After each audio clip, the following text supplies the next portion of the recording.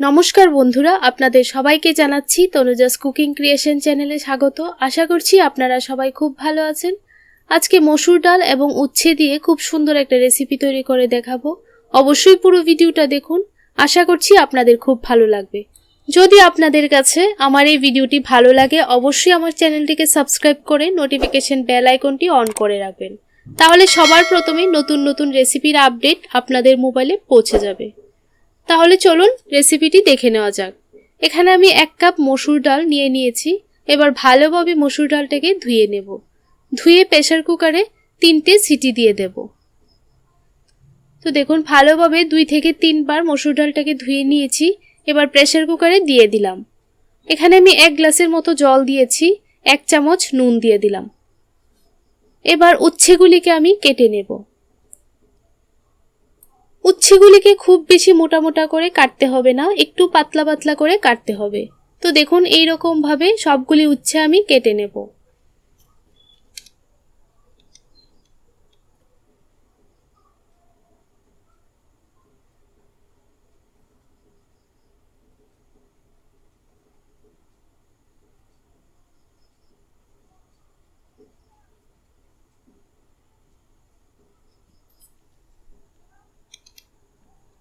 তো সবগুলি উচ্ছে আমার কাটা হয়ে গেছে। এবার চুলায় একটা ফ্রাই প্যান বসিয়ে এখানে 2 টিস্পুন দিয়ে দিলাম মাস্টার্ড অয়েল।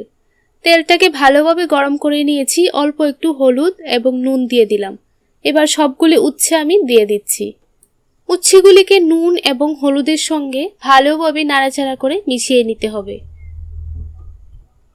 তো সবগুলি উচ্ছে দিয়ে দিলাম। এবার ভালোভাবে নাড়াচাড়া করে মিশিয়ে নেব। তারপর 2 মিনিটের জন্য চাপা ঢাকা দিয়ে দেব, তাতে উচ্ছেগুলি খুব ভালোভাবে সেদ্ধ হয়ে যাবে। তো 2 মিনিট পর ঢাকনাটা তুলে একটু নাড়াচাড়া করে ভেজে নিয়েছি। তো দেখুন উচ্ছেগুলি খুব ভালোভাবে ভাজা হয়ে গেছে। আর একটু সময় নাড়াচাড়া করে তারপর নামিয়ে নেব।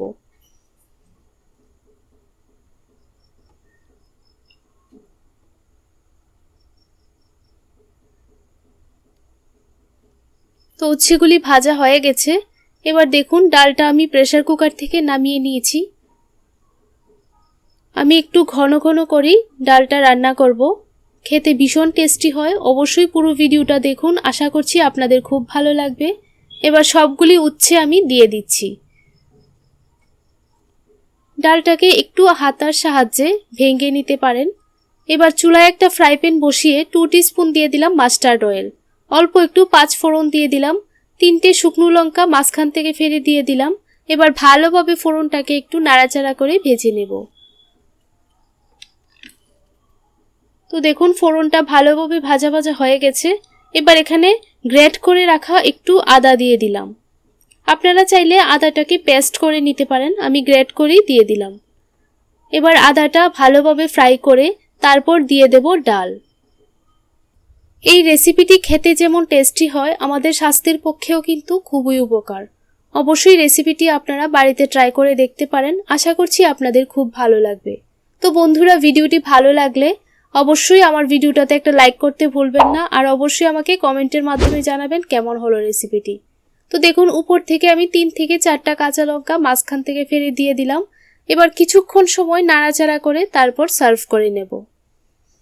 আর এইভাবে ডাল রান্না করে কিন্তু আপনারা ভাতের সঙ্গে কিংবা রুটির সঙ্গেও খেতে পারেন, খেতে ভীষণ মজাদার হয়।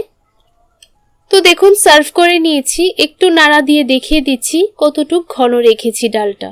তো বন্ধুরা, আজকের জন্য এতটুকুই। আরেকটা নতুন রেসিপির সঙ্গে দেখা হবে।